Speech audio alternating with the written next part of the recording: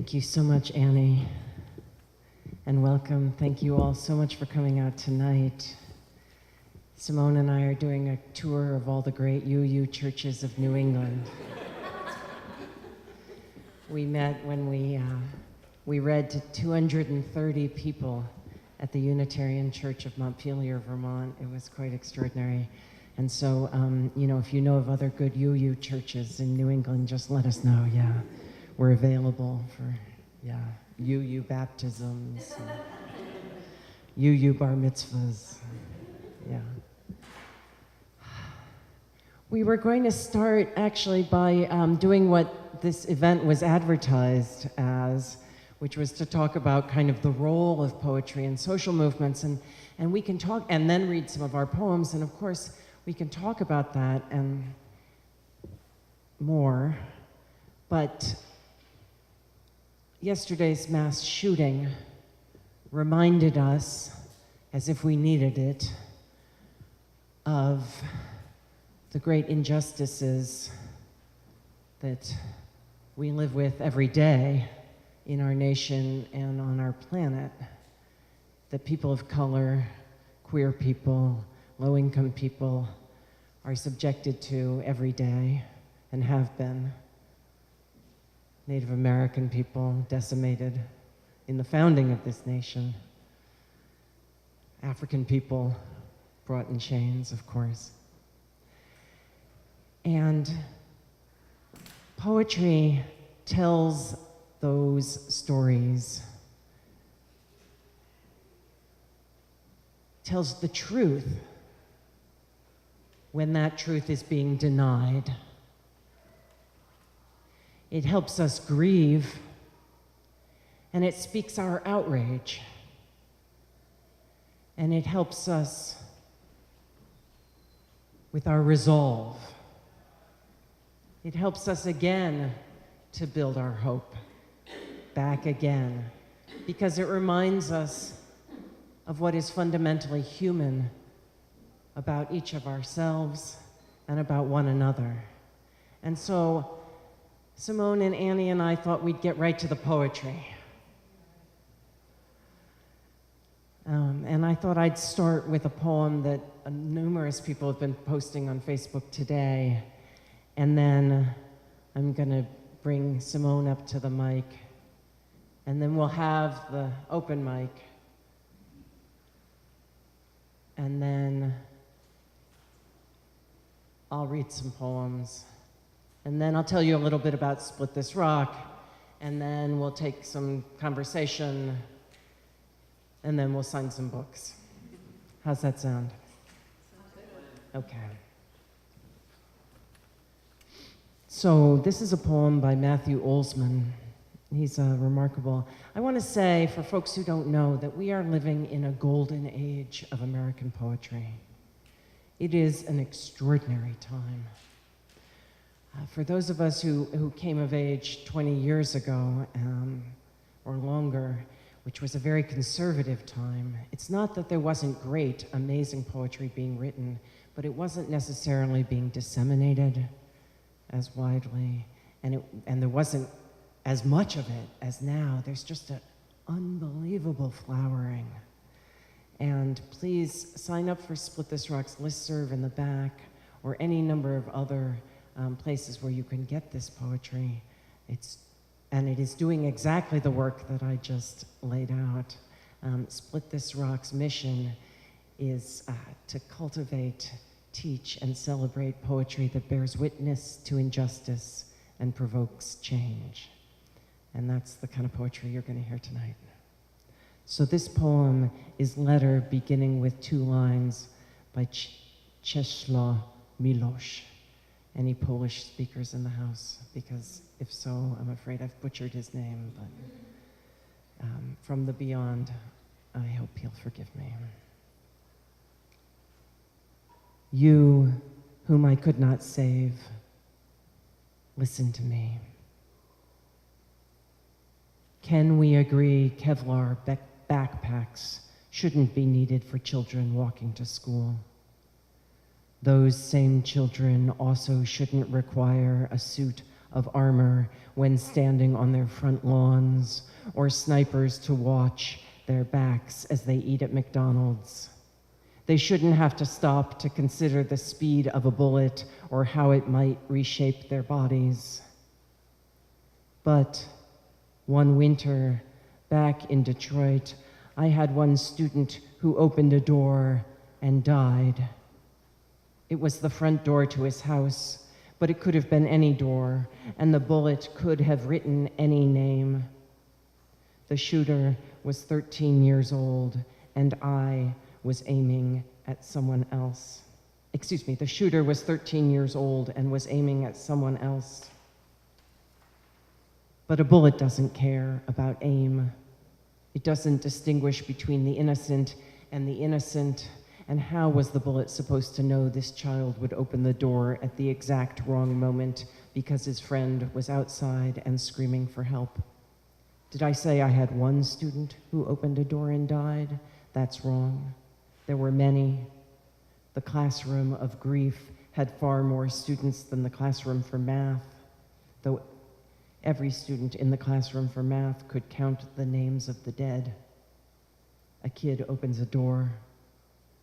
The bullet couldn't possibly know, nor the gun, because guns don't kill people. They don't have minds to decide such things. They don't choose or have a conscience. And when a man doesn't have a conscience, we call him a psychopath. This is how we know what type of assault rifle a man can be, and how we discover the hell that thrums inside each of them. Today, there's another shooting with dead kids everywhere. It was a school, a movie theater, a parking lot. The world is full of doors. And you, whom I cannot save, you may open a door and enter a meadow or a eulogy. And if the latter, you will be mourned, then buried in rhetoric. There will be monuments of legislation, little flowers made from red tape. What should we do? We'll ask again. The earth will close like a door above you. What should we do? And that click you hear, that's just our voices, the deadbolt of discourse sliding into place. That's Matthew Olsman, letter beginning with 2 lines by Czesław Miłosz, and it's to be found at poets.org, which is the website of the Academy of American Poets.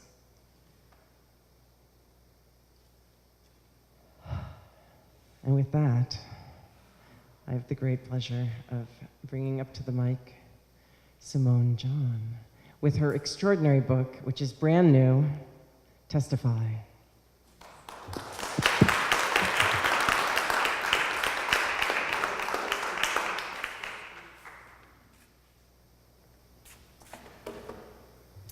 I'm a little bit shorter than Sarah. I just thank you so much, Sarah, for inviting me to this. I know that we're, as Sarah said, shifting the focus a little bit from the speaking that this usually is to give space for the poetry, considering what's happening in this moment. But I do still want to speak to a moment to some of what Sarah raised. I think that poetry is uniquely suited to capture everything that is happening right now. I think that it's able to contain nuance in a way that not all art forms can do in such a small space. Not to say that all poems are short, but relative to a novel, it's not a lot of real estate to be able to contain so much complexity, and we're living in complex times. And I think that part of what Sarah spoke of about this resurgence of this, we are truly in a golden age of poetry about everything, about so many different forms of injustice that are happening. Undocumented poets are writing incredible literature, and people are building their own canons because there has been a dearth of this type of conversation in poetry for a really long time. You know, people, especially thinking about the way that people read and what tends to cross their desks. Oftentimes people are uncomfortable around poetry. You know, it's not something that is going to get made into a movie that you can say, oh, I've heard of that. Wild, that sounds familiar type of thing. It's not. And it makes you slow down. It's something that you can't read quickly sometimes because when every single word counts like that, you're being asked to pay attention to every word, and we don't like that sometimes. We don't like to slow down. We don't want to have to deal with the fact that it's complicated, and I feel like a lot of the problems that are surfacing come from not wanting to face that complexity and wanting a quick answer to something that, that's complicated. We want justice, but the work of bringing justice about is not always pleasant, and I think that poetry can make us confront that in a way that we're not often asked to when we're moving through the world, or when we're even taking in some of the same information, perhaps, thinking about documentary poetry and how it uses texts and things that we might be encountering in other ways. It's different in this context. So I want to make a plug, too, to sign up for Split This Rock if you're looking for poetry that's going to do this in you and to stir this in you. And not everybody's plugged into what's going on in the same way and knows who to follow and those sort of things. But Split This Rock is a great place. I'll tell you one anecdote before I get into this. I'm also an educator, and I've worked in out-of-school time context for a long time. And a poem that I've taught a lot that I actually found on Split This Rock is Ross Gay's poem, A Small Needful Fact, which is this beautiful, brief, some people are familiar with it. It was since picked up for other places. It might be on poets.org, but I think Split This Rock had it first. But the poem uplifts this aspect of Eric Garner's life that wasn't being portrayed in the media, which is that he was a horticulturist. He was an avid gardener, and he tended plants for the city, doing parks and rec. And so I often teach this poem, and I ask students to go onto the internet, to go onto your phone, to go onto your device, and look up a case where somebody was a victim of state violence or was a victim of gender-based violence, and locate a small, needful fact about that person. What's not being told in the snippet that's getting put on TV. I think about the ways that oftentimes, too, these people end up getting put on trial for their own deaths. It doesn't often sound like you're hearing people talk about a victim when they're talking about some of these people. So I think using that as a tool to have students go look up, what else is going on in these people's lives beyond what the narrative is circling around so tightly, and who was this person as a full person instead of the desensitized way we have of dealing with that, and asking young people to engage in that thinking in poetry is really fruitful. And I think, again, that poetry is a tool for grappling with those types of things. So I'm going to read some poems, but before I do that, I do this a lot at readings. We're actually going to be silent together for 1 minute. So I'm going to bring a lot of names into this room, a lot of victims of police violence, some people who were victims of police violence in this city. And just knowing, we're coming from work, a lot's been going on today, it's almost the end of the week, just taking 1 minute to get centered together, and if you're uncomfortable with silence, I invite you to sit with that also for 1 minute.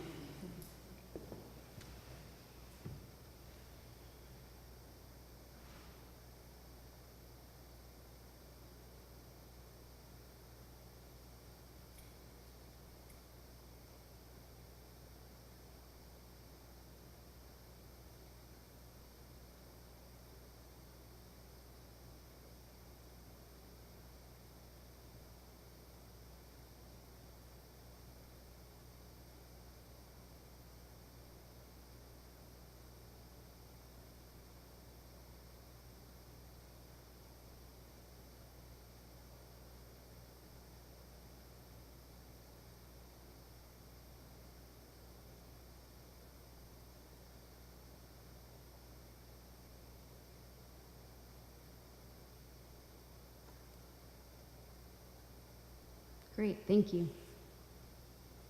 Okay. I usually meditate every day, and I skipped it today, so I feel like I just snuck it in on the clock, which is great. All right.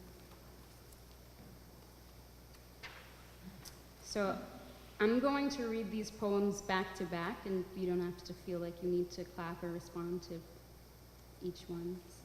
But if you'd like to, snapping is encouraged, welcome, whatever you'd like to do. This first poem is called A Brief History of Murder, And it's actually written after a poem called The Last New Year's Resolution, which was also published on Split This Rock. An intentional plug, but a brief history of murder. The last black girl they killed wore beads in her hair on picture day. Her name is swallowed instead of spoken, her hashtag trending until they killed the next black boy. The next black girl they'll kill is writing this poem.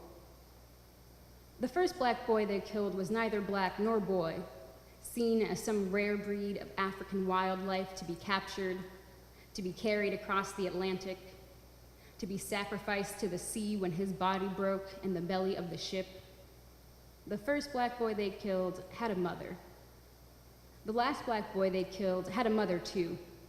She is crying into the camera, sitting on stage with a sorority of sunless women.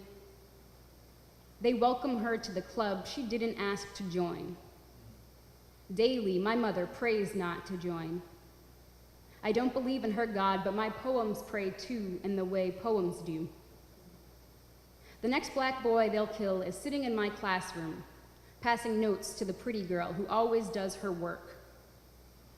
The next black boy they'll kill is my older or younger brother, my cousin. The next black girl they'll kill is driving with the windows down, obeying traffic laws, listening to a man on the radio talk about the last black boy, trying to get home while she is still whole, trying not to flinch at the sound of sirens.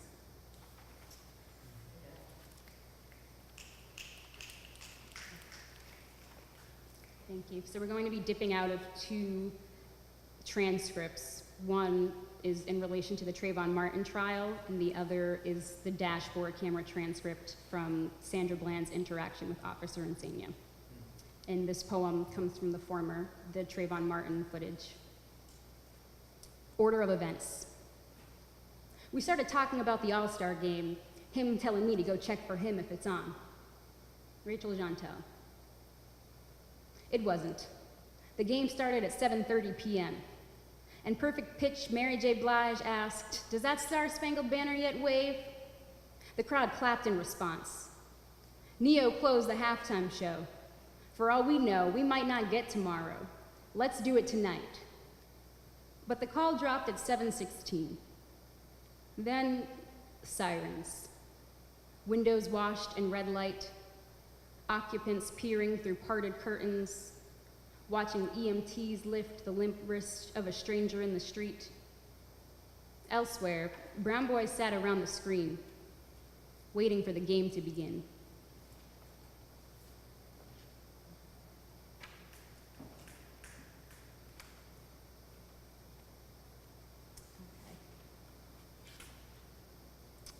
This next poem is called Widows. Prisons widow our women like the Grim Reaper. Grandma with no son to speak of, waiting at the window for the ride to arrive. Carry her to South Bay Correctional to visit her grandson's ghost. Her block is occupied by armed forces. Her address book filled with phone numbers for other widows. Their husbands all decades dead, sending meager checks from beyond the grave. Each widow raising someone else's child. Each child orphaned by similar circumstance. If I called her something other than Nana, called her soldier's wife, army mom, said her sons were stolen by war, would her grief matter to you? When combat wipes out generations of men, what is left of the women who outlived them? When the husbands and the sons and the grandsons are gone, who comes back to pull their mothers from the rubble?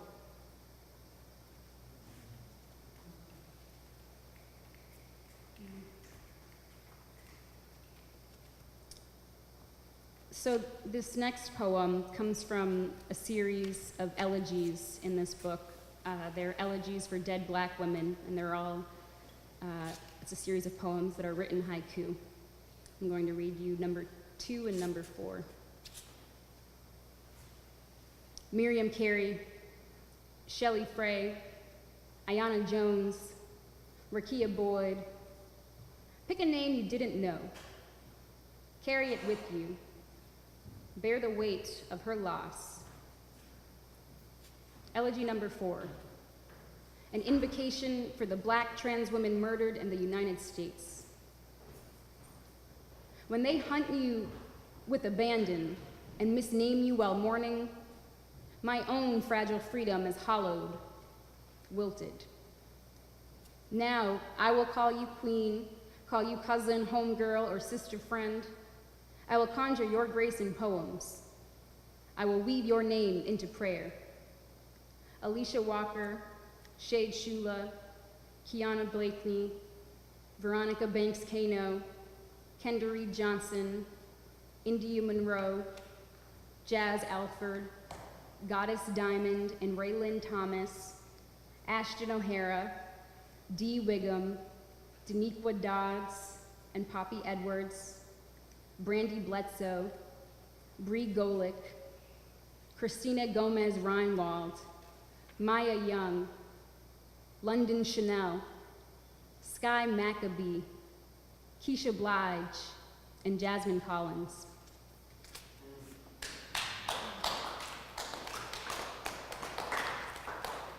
Thank you. It's wild. That comes from like 1 year span of me writing this book. All those women were murdered. It was staggering, even though I was aware that that was happening. This next poem is Unanswered Questions. And this is every question that Sandra Bland asked Officer Insania. Unanswered questions. When are you gonna let me go? I'm in my car. Why do I have to put out my cigarette? Why am I getting removed for a failure to signal? Okay, so you're going to yank me out of my car. I'm under arrest for what? Why am I being apprehended? So you're threatening to drag me out of my own car? You're doing all this for a failure to signal?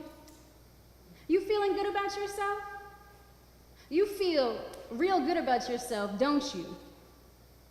Why am I being arrested? Why am I being arrested? Why can't you tell me that part? Why won't you tell me what's going on? Are you fucking kidding me? Are you fucking serious? You want me to sit down now? Or are you going to throw me on the floor? Would that make you feel better about yourself? I'm getting a warning. For what? For what?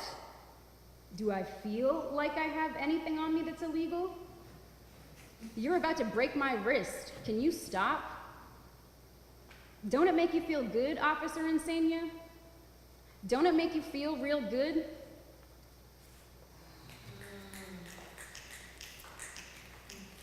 One of the things that was so striking to me about working with that document, the Rachel Jontel test transcript from the first section I transcribed myself, but this was a document that I came across, the transcription, and it was so clear to me that the power struggle that was ensuing without any visual.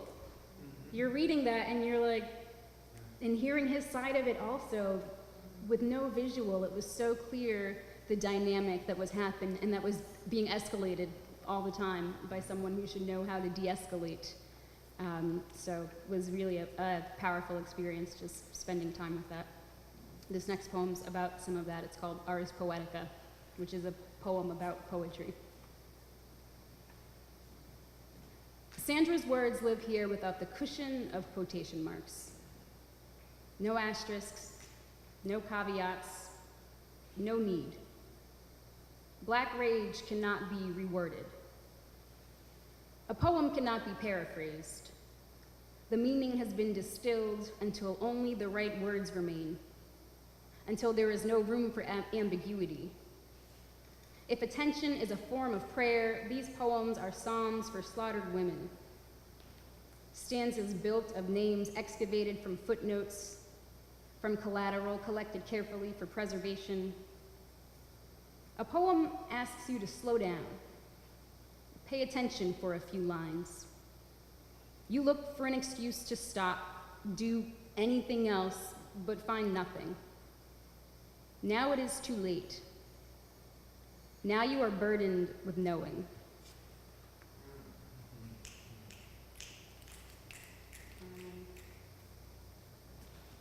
Maybe two more. I wasn't going to read this one, but as a parallel to unanswered questions, I'm going to read a poem called I Tried, which is an excerpt from the conversation that Officer Insania had with his superior immediately following the incident. It's so often, I think it might have been Claudia Rankine that said that one of the most telling things about all of these situations is what the cops do in the moments immediately following the act. Do they call their union rep? Do they call for an ambulance? You know, everything that happens in those moments, which we more and more have on camera, can really tell you the tone of the exchange that preceded it. So this is an excerpt of Officer Insania. This is a traffic stop, had a little bit of an incident. I tried to de-escalate her. It wasn't getting anywhere at all. I mean, I tried to put the taser away. I tried talking to her and calming her down, and that was not working. I tried to get her detained and get her to just calm down, stop throwing her arms. You know what? She never swung at me, just flailing and stomping around. I said, all right, that's enough, and that's when I detained her. I was just trying to get her out over to the side and just explain what was going on because I couldn't even get her to do what I was telling her. Like I said, with something like this, I just call you immediately after I get to a safe stopping point. No weapons, she's in handcuffs. You know, I only took enough force to seem necessary. I de-escalated once we were on the pavement, you know, on the sidewalk, so I allowed time. I'm not saying I just threw her to the ground. I allowed time to de-escalate and so forth. It just kept getting right. I'm just making that clear. I got some cuts on my hand. I guess that's an injury, but I don't need medical attention.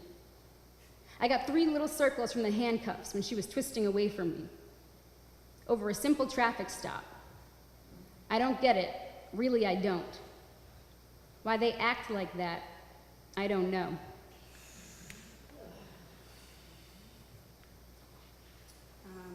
Okay, last poem. Looking forward to the Q&A and getting to talk more with Sarah about this and hear from you. This is called Unbecoming Language. I grew up nursed on curse words. All the soap in the world couldn't wash Mattapan out of my daddy's mouth. Corner boy slang steeped at sea on a Navy stint to set him straight.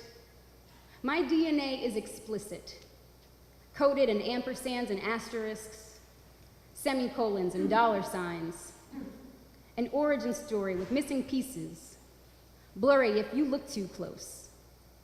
My mother tongue is spoken between gritted teeth, full of phrases like, this motherfucker right here, ain't that about a bitch? And sometimes my poems need to say some shit I cannot not say nigga. All of my words have edges, and I am built of too many sharp corners. I am undeterred by your wincing, unwilling to change my tone, always muttering, these motherfuckers, under my breath. Thank you.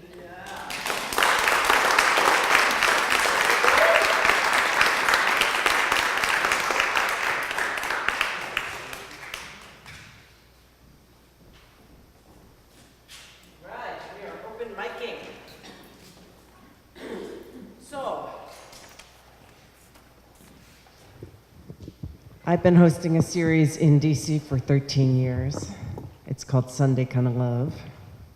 It's at a place called Busboys and Poets. If you come to DC, please join us. It's the 3rd Sunday of every month.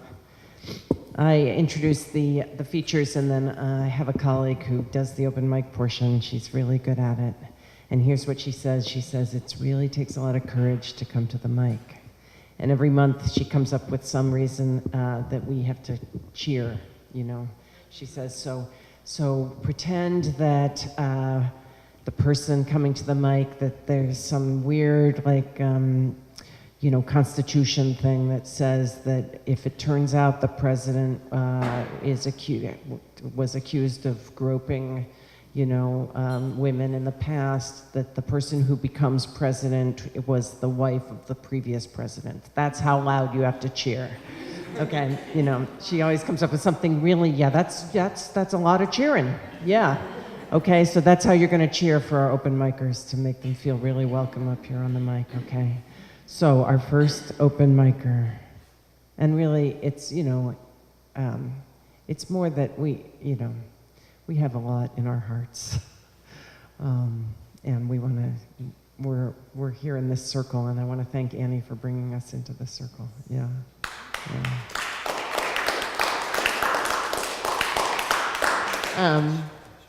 Yeah. Oh, right. We are being filmed. And if you don't feel comfortable being recorded, just let me know. On the other hand, if you like being recorded, yeah. So we're on television, we're on film. So our first, yeah. So if you don't want to be recorded, you just say you don't want to be recorded. Yes. So, but our first person on the mic is Robbie Gamble. So let's give it up for Robbie. We went to college together.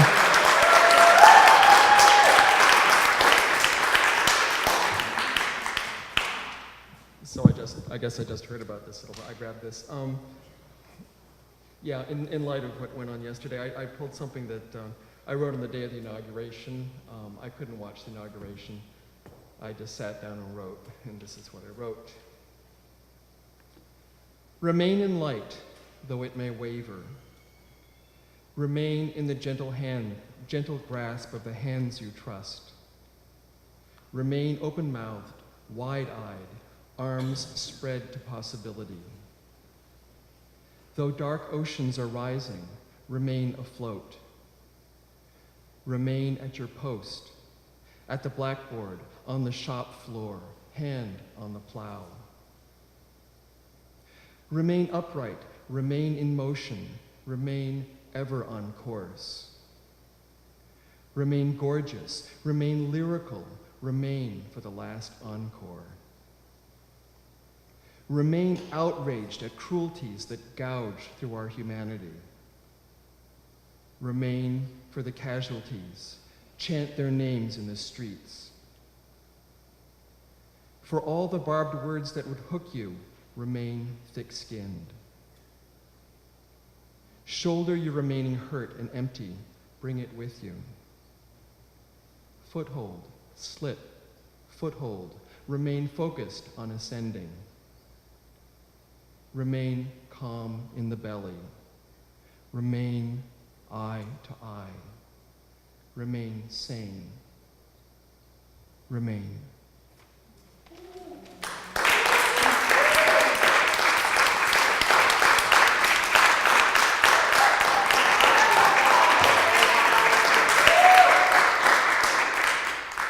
Okay, next up is Nancy Marks.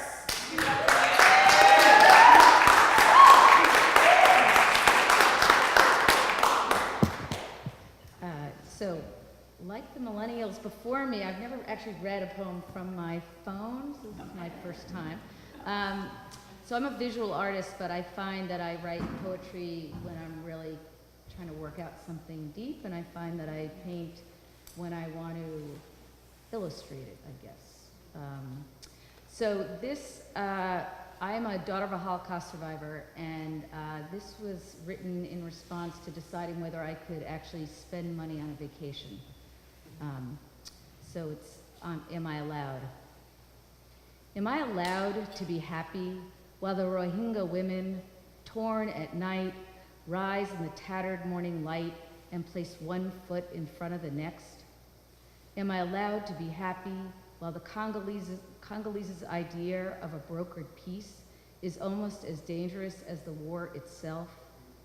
To be happy while walls are built and borders constructed as the world edges closer to a steep and rocky precipice?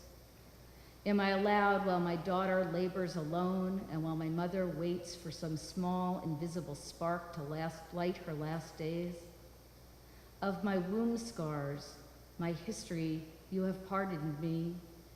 telling me it's okay to put them down, to lay down, to even dance.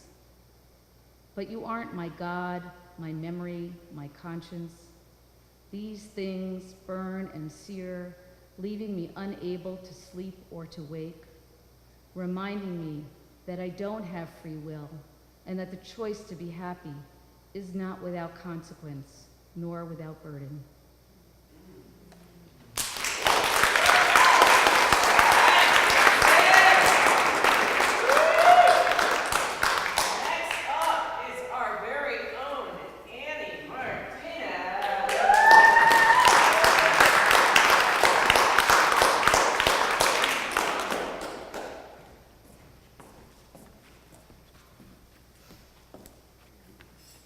So I'm actually gonna sing a verse of one of my favorite artists, Tracy Chapman, because she's the bomb. And here it goes. Here in Sub City, life is hard.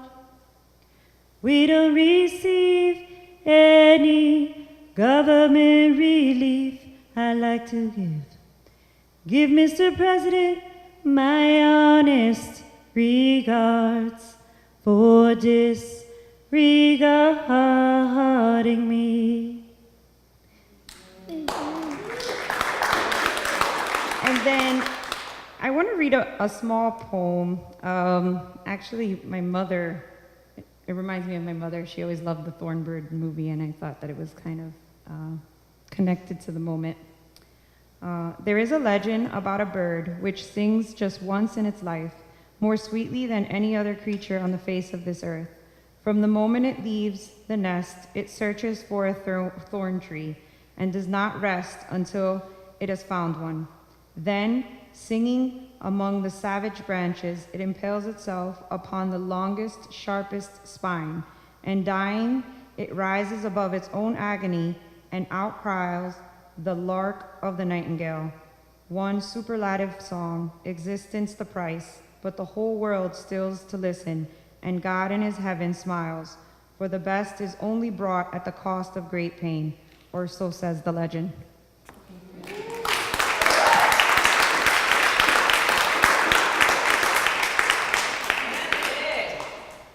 Okay.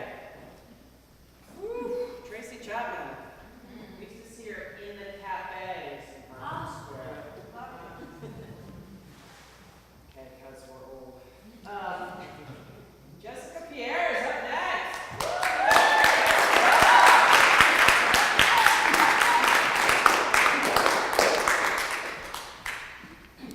Hi, everyone.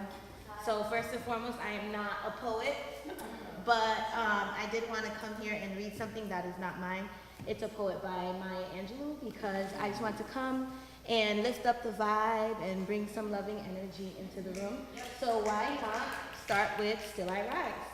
Because despite everything that's happening right now, we're still going to rise. We still need that hope to keep pushing through so that better days are going to come. That's right. So if you do know the words, feel free to recite them with me, but if not, snap your fingers if you're really feeling it. We're just gonna feel the energy and the good vibes right now. And if I mess up a little bit, don't ask. All right. You may write me down in history with your bitter, twisted lies. You may trod me in the very dirt, but still, like dust, I'll rise. Does my sassiness upset you? Why are you beset with gloom? 'Cause I walk like I've got oil wells pumping in my living room? Just like moons and like suns, with the certainty of tides, just like hope springing high, still I'll rise. Did you want to see me broken? Bowed head and lowered eyes? Shoulders falling down like teardrops, weakened by my soulful cries? Does my haughtiness offend you? Don't you take it awful hard? 'Cause I laugh like I've got gold mines digging in my own backyard. You may shoot me with your words, you may cut me with your eyes, you may kill me with your hatefulness, but still, like air, I'll rise. Does my sexiness upset you? Does it come as a surprise that I dance like I've got diamonds at the meeting of my thighs? Out of the huts of history's shame, I rise. Up from a past that's rooted in pain, I rise. I'm a black ocean, leaping and wide, welling and swelling, I bear in the tide. Leaving behind nights of terror and fear, I rise. Into a daybreak that's wondrously clear, I rise. Bringing the gifts that my ancestors gave, and I am the dream, I am the hope of the slaves. I rise, I rise, I rise.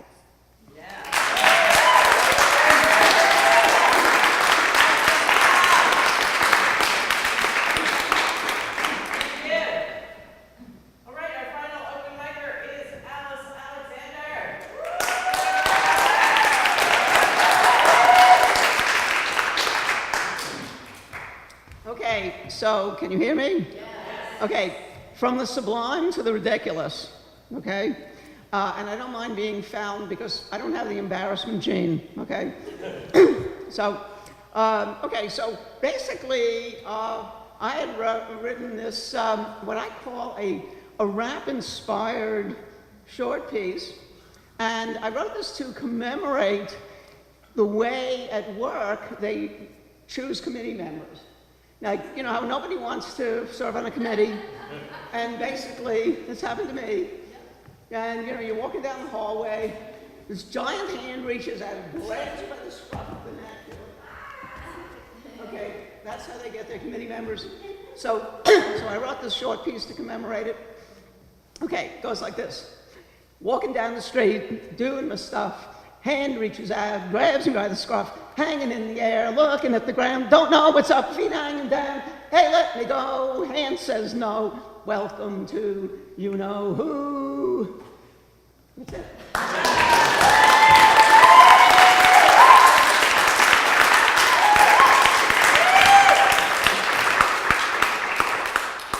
Let's give it up for all our open micers.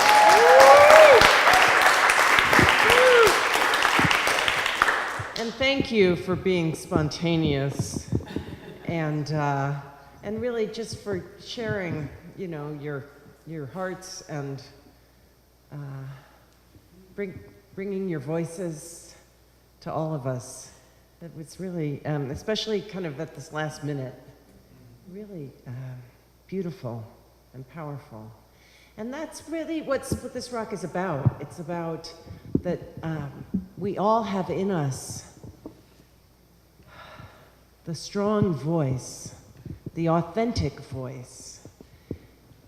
And so much of our speech is mediated now by propaganda, by selling, by commerce.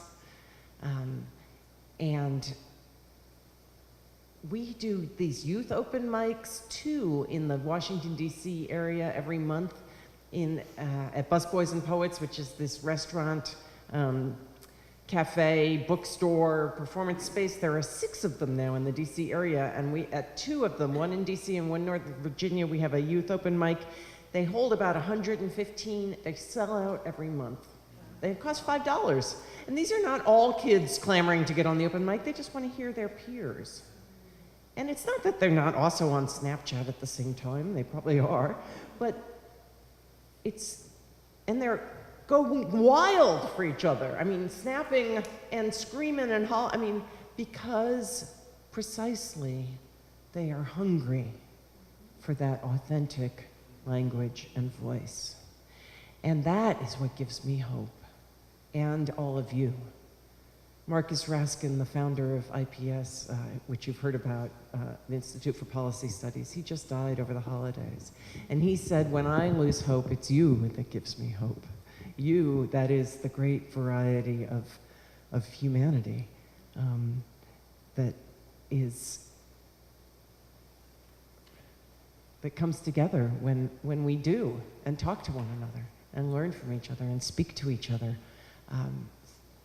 person to person. And that's what poetry is. It's an open hand.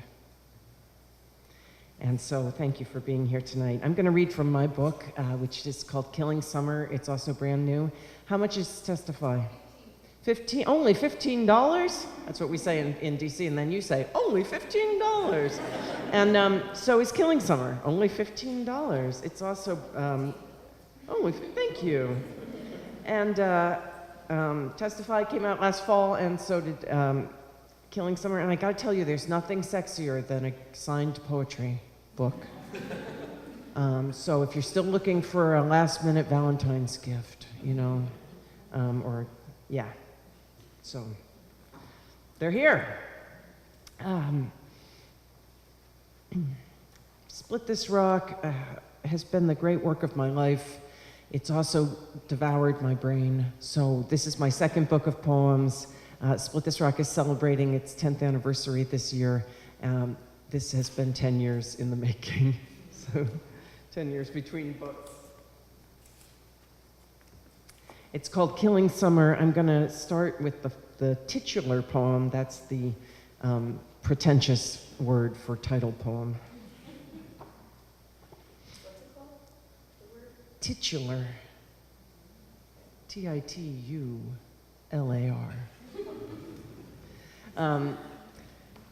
Which is Killing Summer, and it's especially apropos because we're talking about gun violence.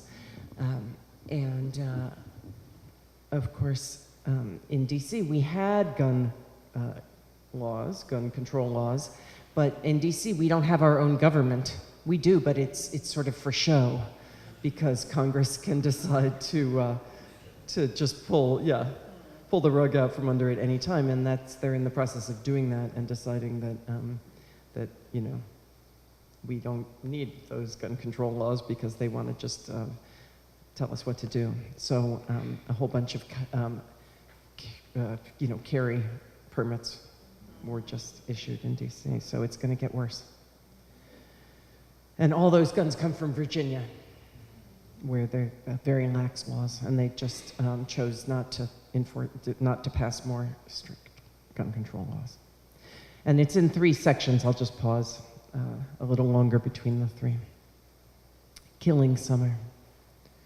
The Washington Post, Section B, local briefs. Another boy dead, and another.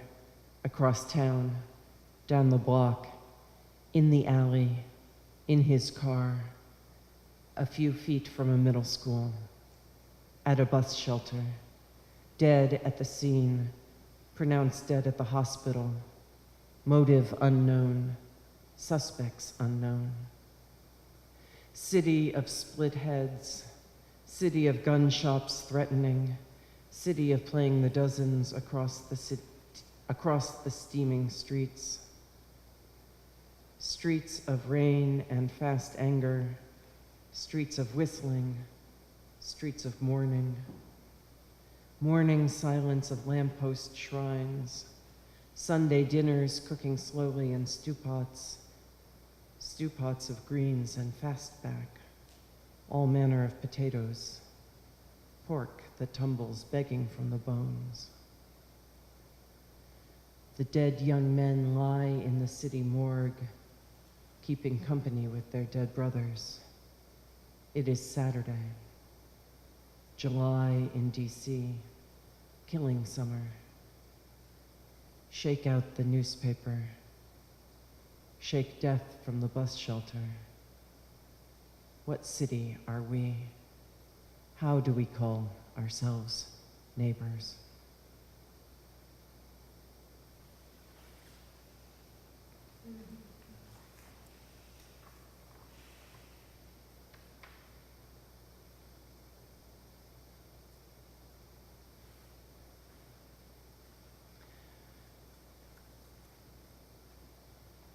I think we, especially as white citizens of this nation, we need to pay quite a bit of attention to whose death matters. And that's true internationally as well. So this poem, it wasn't until I put the book together that I realized that there were quite a few quotes from the Washington Post. I think they owe me, you know, a little payola, yeah. Headline, 6 killed in raid. 6 American soldiers and an Iraqi interpreter killed in booby-trapped house. 4th paragraph of a Washington Post story. 7. The Iraqi interpreter lent his tongue, teeth, the tender upper ridges of his mouth to the Americans. I used to believe the secret of 7 was its spike and splendor. We won't know his name, his burying place, the tea he drank, his daughter, the shoes he wore.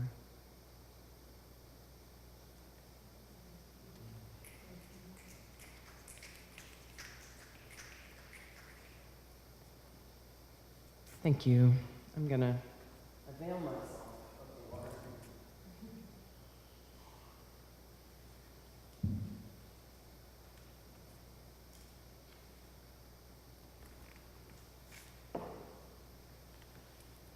This one also has an epigraph.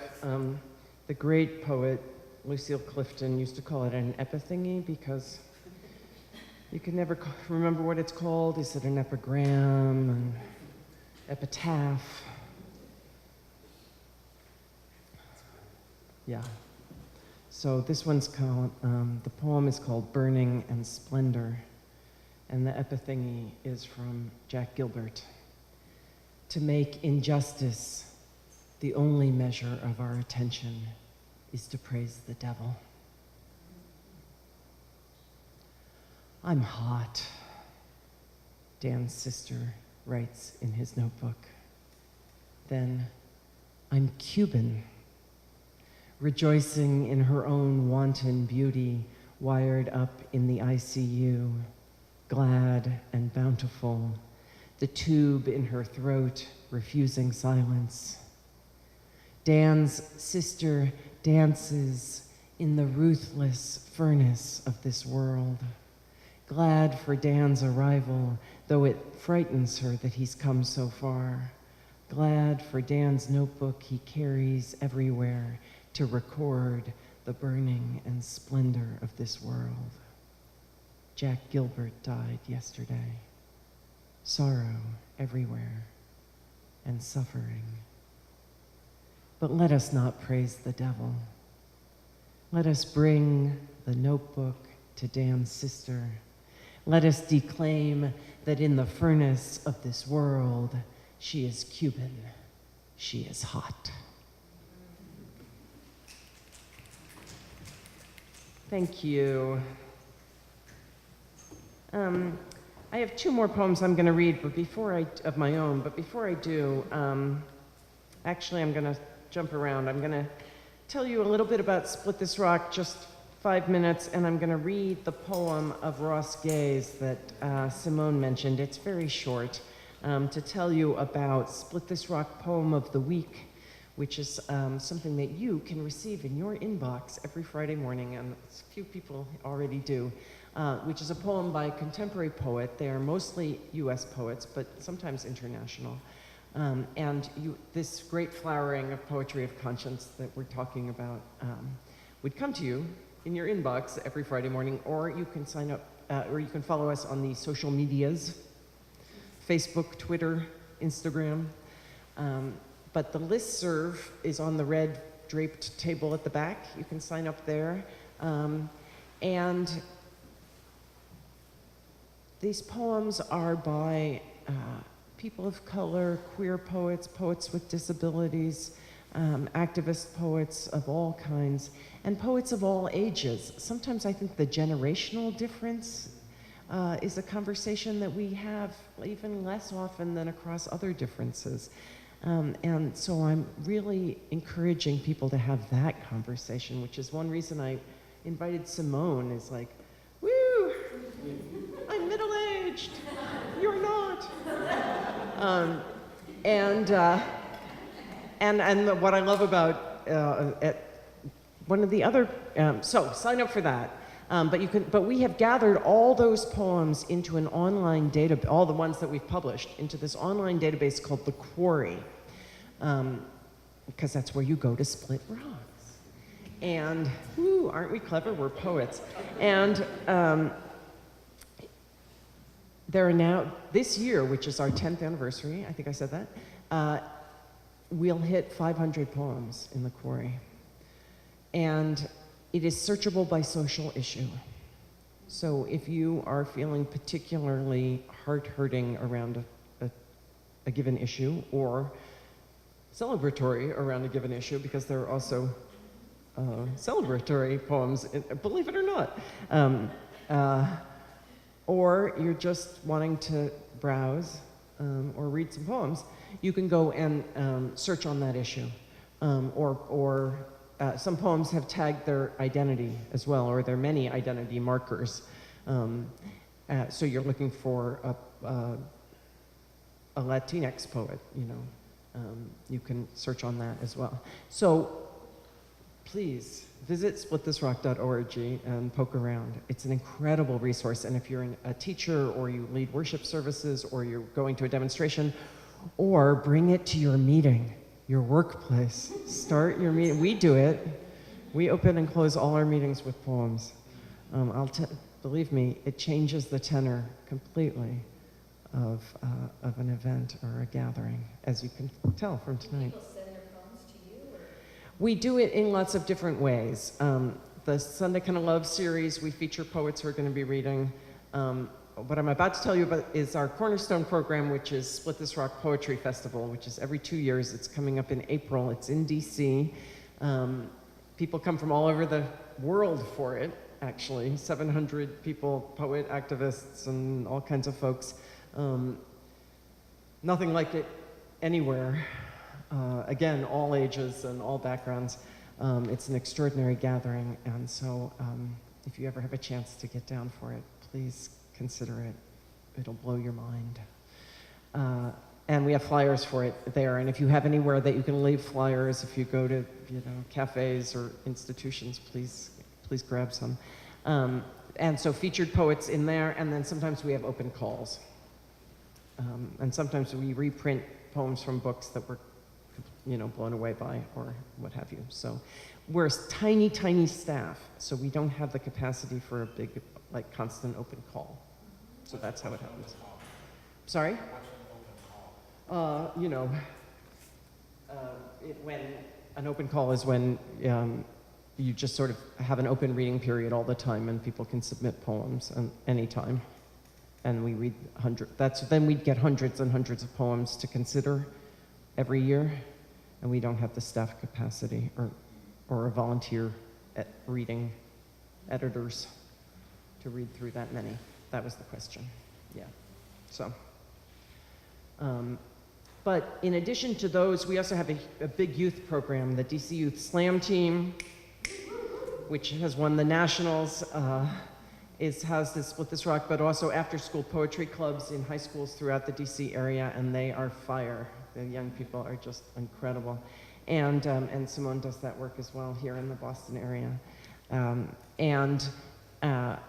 But also infusing poetry into movements for social justice. So after the Orlando shootings, we invited people to send poems, and we sometimes do this, which we call a virtual open mic. And we posted everything that we received on our blog, which is blogthisrock.blogspot.com. And then we printed out all those poems, and we sent them to the NRA. And we sent them to members of Congress with the highest number of handgun deaths in their districts in the country. And we did something similar with the Department of Justice during the height of the Black Lives Matter demonstrations. And other kinds of activism. So that's what Split This Rock is about, and poets are doing this kind of work all over the country now in all different kinds of ways. So again, I'm going to read these poems, and then Simone will join me back up here, and we'll have some conversation, and then we'll sign books. How's that sound? And again, thank you. So I'm going to close with these, actually 3, because one is very short. Some of y'all know, because I'm lucky to have friends here, and some of whom I've known for 35 years. because as you heard in my bio, I used to live here, which is just an incredible privilege to have such old and dear friends here. On my daddy's side, I'm descended from slave owners in the South. Of course, Northerners were also implicit in the slave trade, complicit, excuse me, in the shipping industry, and of course all white folks are complicit in racism, and we benefit from it. And it's, we're long past due for an accounting. But as a white Southerner, or descended from, wasn't raised there, I grew up in Chicago, but as half of a white Southerner, I feel a special responsibility to call my Southern history to account. And in particular on one of my great-grandmother's family were Cabells. And if anybody knows Virginia, this was like one of the founders of the University of Virginia, and the first Cabell was the first white guy to travel up the James River, which is the one that goes up past Richmond, and he claimed 40,000 acres of that land for himself from the native people. I mean, this is like wholesale grabbing of unbelievable proportions. So I'm trying to write about this. The mind boggles at this level of greed everywhere. So this is a new poem. Everywhere I travel in Virginia, Virginia is marked by the desire and the taking of my people. Here is the river they took from the first people, and here is exactly where they held other people captive. And here my people's names are the names of islands and roads and schools and towns in celebration of my people's acts of taking and raping and enslaving. Libraries and historical societies and museums and houses in memory, and that they claimed as honor. This is where, in the poem, in the essay, I say that I am descended from these motherfuckers. Here and here. Each line and stanza, every star and bar.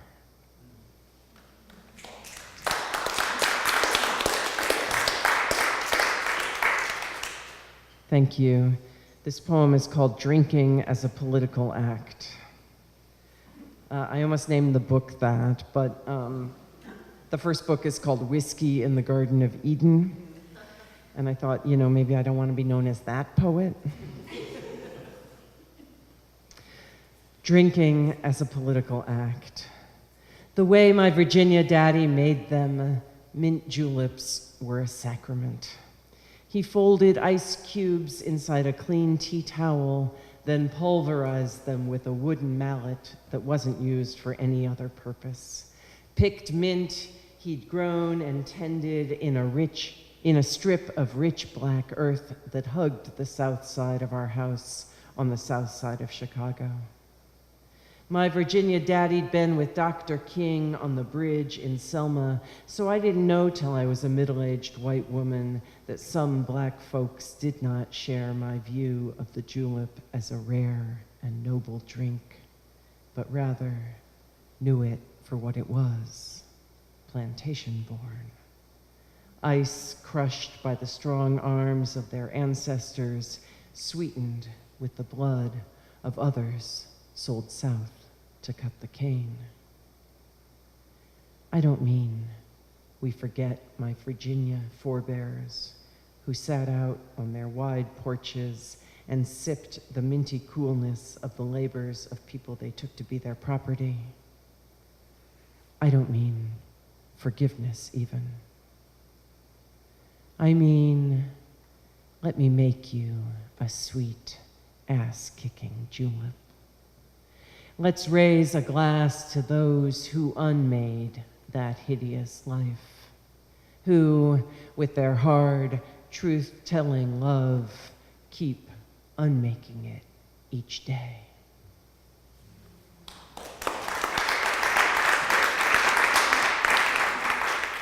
Thank you. And the final poem, I wrote it years ago, but God damn it if it doesn't keep on coming around. It's the problem with history. Flag of no walls. On the border with Mexico, we call it a fence. As if to lean on its top, chat with those neighbors to the south, trade rakes, trade gossip. Call it a fence, call it a gate, call it good, still. Nogales, Arizona, Nogales, Sonora. Trench, ground sensors, infrared night vision scopes. In Palestine, the land's already been taken, families on one side, orange groves on the other. Ours is a culture of many walls, the Saudi poet writes in her email. Young people sat on the Berlin Wall and waved the flag of no walls. Here's to the flag that waves like that, for bricks that go home in tourist luggage, for the Saudi poet and her sisters, for touch. Flag of men waiting for work in the morning chill of the 7-Eleven parking lot.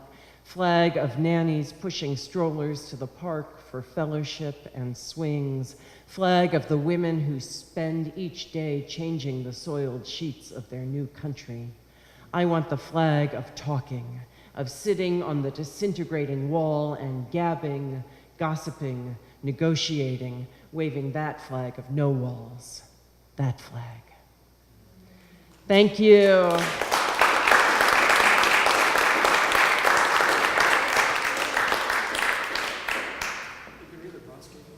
The Ross Gay poem. I didn't read the Ross Gay poem. What a great way to close out. Thank you. It's called A Small Needful Fact. Is that Eric Garner worked for some time for the Parks and Rec Horticultural Department, which means perhaps that with his very large hands, perhaps in all likelihood, he put gently into the earth some plants which most likely, some of them in all likelihood, continue to grow, continue to do what such plants do, like house and feed small and necessary creatures, like being pleasant to touch and smell, like converting sunlight into food, like making it easier for us to breathe.